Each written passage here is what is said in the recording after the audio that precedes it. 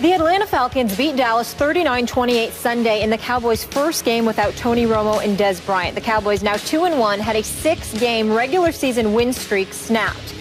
It truly was a tale of two halves for the Cowboys' rushing attack, especially. Now look at these numbers. In the first half, they ran all over the Falcons, rushing 16 times for over 130 yards with 4 scores, 3 by Joseph Randle, 1 TD by Darren McFadden. In the second half, they rushed just 5 times for -4 yards and no score. Skip, I am very eager to hear this. How confident are you in your Cowboys now? You all right, man? I'm not all right, to be honest with you. I must admit, I'm still pretty shook up from what I saw in the second half. Yeah. And just give me a moment here to try to work through it on the air, on live TV. I'm going to try to work through my emotions. I want you to know. All right, because they're rubble right now. You can take up my time. All right. Take your Thank time. you. Please. To answer Molly's question, my confidence is shaken but not broken because I still believe my Cowboys can win the NFC East because I don't trust any of those 3 other teams enough to say, uh-oh, we're in big trouble. And I must tell you, I didn't like what I saw in the first half. I flat out loved it, which is why I went from all-time elation to deflation.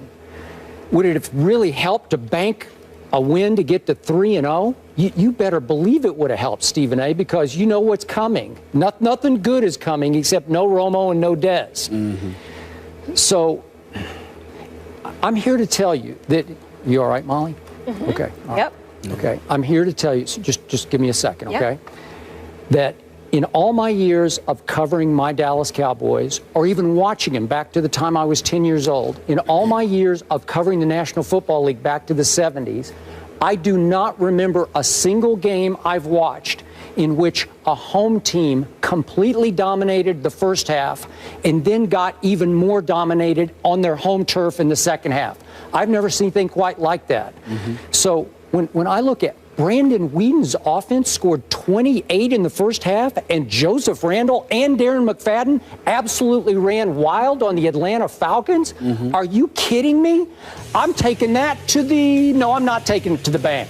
At halftime, I cannot tell you how confident I was they could even win a shootout with Matt Ryan and Julio Jones. I'm thinking, hey, we could score 40 here. Maybe it'll take 45, but we're capable of doing it with this offensive line, which no-showed in the second half and got its golden tails kicked all the way back into the locker room by the Atlanta defense. Mm-hmm. -4 yards rushing in the second half. Again, you can't have it both ways because they did pretty much abandon the run, but after a while they didn't have any choice. So you can't condemn Brandon Whedon for not throwing the ball downfield because all any of us really wanted was for them to run the football in the second half and eat the clock. Mm-hmm. And I look at Brandon Whedon. Tell me this, if I told you on Friday that Brandon Whedon would go 22 of 26 for 232 with only 1 interception, I know it was a killer, but it was only 1, wouldn't you say, wow, that's pretty good. You got a shot. If I told you we would run the ball for 127 yards, wouldn't you say, hey, I don't know, that combination, that's pretty good. And we got blown off our own field. What happened to me? I thought, okay, let me just first say this. Matt Ryan to Julio Jones is a special connection right now to where they're going to do that to everybody they face because they've already done it to 3 teams. Mm-hmm. Remember Matt Stafford to Megatron the last 5 or 6 years? Nobody had any more confidence than Matt Stafford had in Megatron. He no longer has that confidence because Calvin's no longer Megatron, right? So we saw last night on Sunday Night Football, Matt Stafford's starting to look pretty ordinary to me, right? Okay, in this case, Matt Ryan, who I'm not the biggest fan of, is starting to look like Tom Brady because all he does is drop back and look for 11. Where's 11? Oh, I'll just throw it over there. It's triple coverage. Nobody cares. Just throw it in his direction, and he will go snatch it, and he will run with it.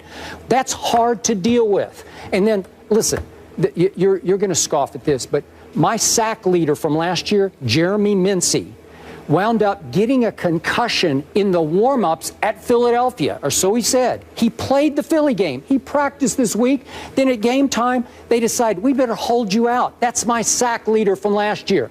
Now, the Cowboys are down to their 4th right defensive end. Well, they got Matt Ryan one time. No defensive lineman got to him. Sean Lee got to him once. And speaking of Sean Lee, for a crucial stretch of the second half, Sean Lee got his lip busted and had to go get stitches, and he was gone for several crucial series in the second half. He's all I got left on defense, okay?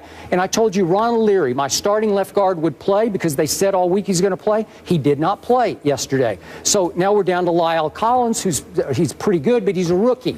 So all of a sudden, it just cratered, just like it did last year at home against San Francisco and Washington on Monday Night Football. Remember that debacle? And then the Eagles on Thanksgiving night at Jerry World. Remember that debacle?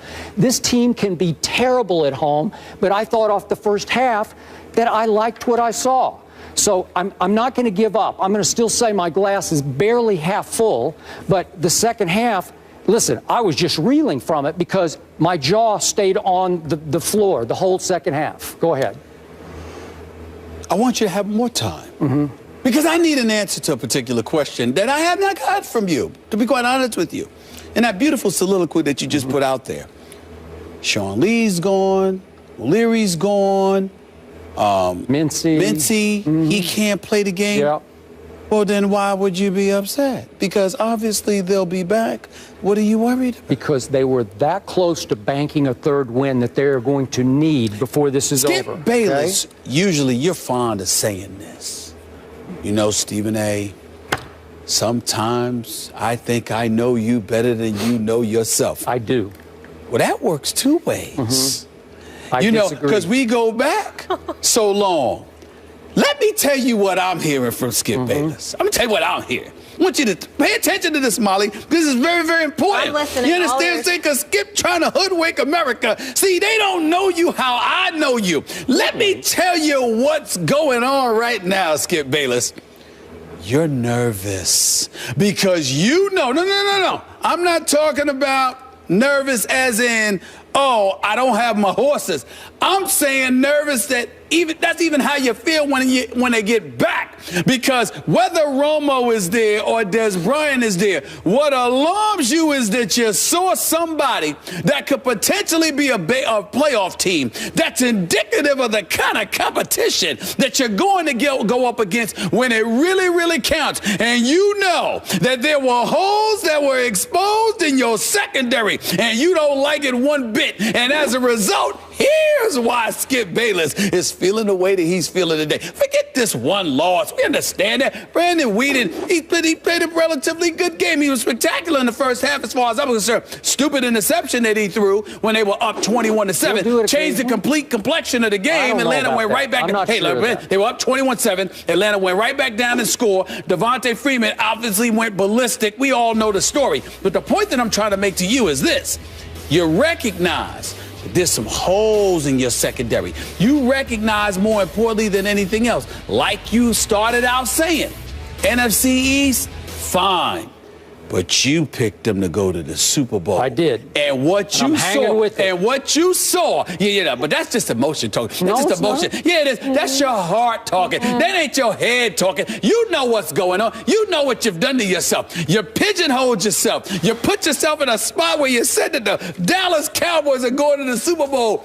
And you know what I know. What? That there's no way they're going to the Super Bowl. Did we get that on camera? They're not going to the Super Bowl. You saw it yesterday because you know no matter when Greg Hardy gets back, when Randy Gregory gets back healthy, even if Sean Lee comes back, O'Leary's there, Mincy comes back, you know in your heart of hearts that the Dallas Cowboys and that suspect secondary with Orlando Scandrick, who's actually coming on the show soon, not today, but he'll be on here soon enough. I can't wait for a Dallas Cowboy to sit right there in that chair. It's going to be a fun day for me. I'm here to tell you right now, you know what's going on here. You know that the Dallas Cowboys sitting up there getting ran on like that by Devontae Freeman, Julio Jones, looking like the best receiver in football, doing what he wanted to do, when he wanted to do it, how he wanted to do it, abusing the Dallas Cowboys. You know what's coming. You know that your Dallas Cowboys are going to go down. And like I said before, by the way, this won't be the last injury. Think about this for a second. All the things that I've said. This is football. and Sean Lee is going for a busted lip. I mean, you can't make this up. This is the Dallas Cowboys we're talking about. Listen, I will admit to you, I thought he'd just stay in the game. I'm just saying, I guess he's bleeding too bad. Really? I did. But now let's stitch it up and go there when they're on offense. I mean, are you kidding me? Just swallow it. Football. Just swallow it. Just play. I needed it. Listen. I needed it. I'm just saying. Suck it up and play. It's hilarious to me because you got Joseph Randle. It was nice to see him in the news for something football related, as opposed to stealing draws. He looked spectacular. He really did. But it's just beautiful. It's just beautiful to see him in the news for football related matters, as opposed to his issues at department stores. It was very, very touching. So then you got that going on, and Sean Lee with the bus. Hey, listen, deodorant and drawers. Come on now, it's too funny. It's just funny to me. It's just funny to me. I'm sorry. The Dallas Cowboys will find a way. Skip, you lost a game yesterday to some degree because Sean Lee decided to leave games, as you say, labeled it, for critical stretches because of a busted lip. Because of a busted lip. You understand? This is unbelievable to me. But it's the Cowboys, like I keep telling you. So once again, proof has been provided to me that the Dallas Cowboys will find a way to get in their own way. They can accumulate all the talent that they want in the world. Somehow, some way, what can go wrong will, when it's time. Dallas Cowboys, no Super Bowl. And that's why you're sitting up there looking all nervous and upset. Because you know, yes you do, you know that the Dallas Cowboys ain't going to the Super Bowl. That's what you discovered yesterday. Nope, just admit it. Just admit it. Admit it. I told you I was flummoxed by what happened yesterday, and I still haven't recovered from yesterday. But all I care about now is what is coming back. Because if, in fact, Greg Hardy had been eligible to play yesterday, and Randy Gregory had been healthy yesterday, and Jeremy Mincey hadn't had some freakish concussion suffered in pregame warm-ups, hitting Ty Smith's helmet head-to-head, really? Do you know what would have happened to Matt Ryan in the second half? They're great against. They are great. Actually, and they would have been all over. Actually, they're great against the pass. They would not be great against the run. Devontae Freeman still would have done what he did. Okay, Matt Ryan was able to call dominoes in the pocket yesterday in the second half, and I couldn't believe it because they're usually not like that. That's right. Until I realized, wait a minute, Mincey's not in the game. What's going on? Rod Marinelli pacing up and down the sideline, looking all flummoxed, to use your word. It was very, very cute.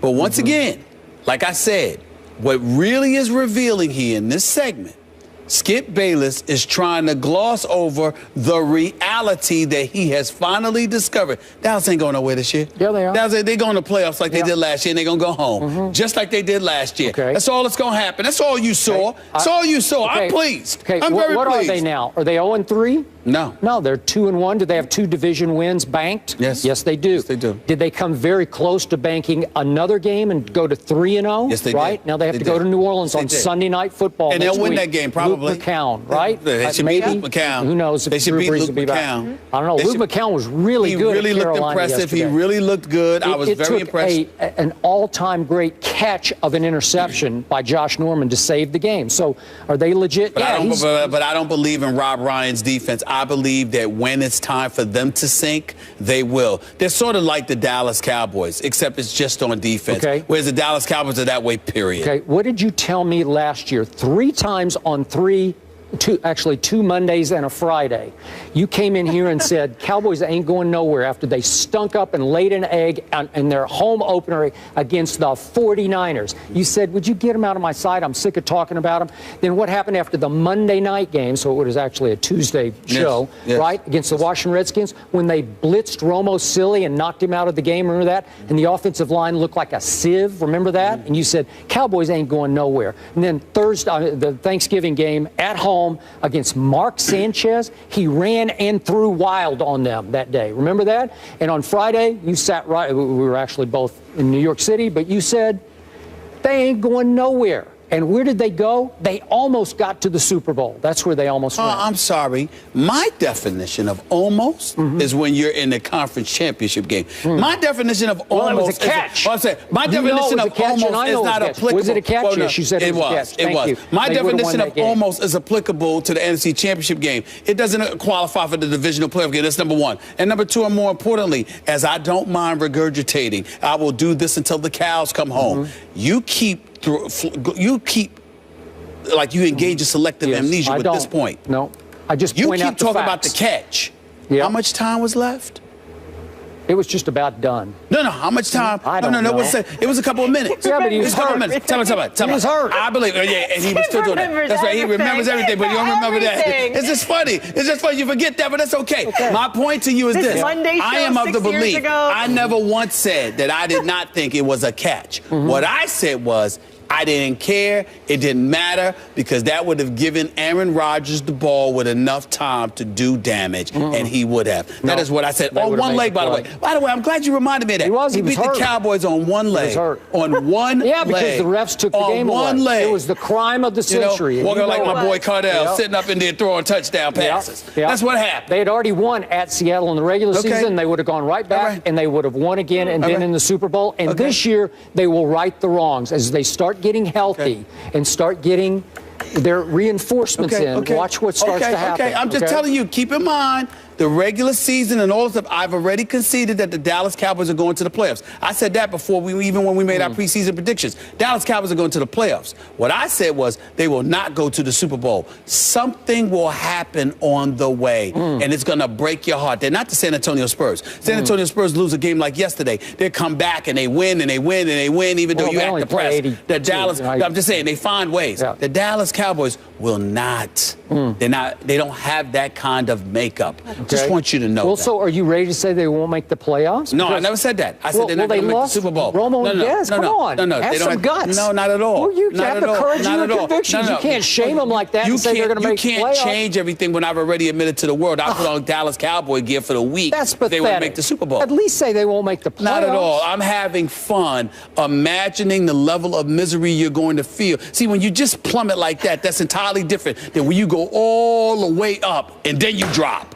I want them to do that. Like a roller coaster? It's coming. Okay, it's coming. Are you nervous they're not going to even make the playoffs? Not at all. Not at all? Not at all. Well, all that was for naught then. Well, look at that. You know what? That makes me feel even better. Listen, in the NFC North, there's only Green Bay as far as I'm concerned, regardless of how Minnesota looked yesterday. In the NFC South, okay, you've got Atlanta and you've got Carolina, so you got to pay attention to both of those teams. I'll give you that. But then in the NFC West is Seattle, Arizona. So it's a very, very good chance that no matter what, whether this is a division winner or a wild card, the Dallas Cowboys are going to make the playoffs. Last point. I understand. I have told you my Cowboys, for reasons unbeknownst to me, are often pathetic at home. On the road, though, they have now won, what is it up to, 10 in a row on the road? It'll end this year. They won't win every road game this year. Okay, well, you know what? I'm going to go on record. In the playoffs, I want Atlanta at Atlanta. I want it bad. Because the story will be reversed. You can want what you want. Yeah, watch. You can get what you want. It ain't gonna end up with a Super Bowl berth. I promise you that. This conversation isn't done because we're picking favorites in the NFC East. That's later when Eric Allen joins us. But you guys mentioned Carolina coming up. Cam Newton and the Panthers got a huge win over the Saints on Sunday in New Orleans. But the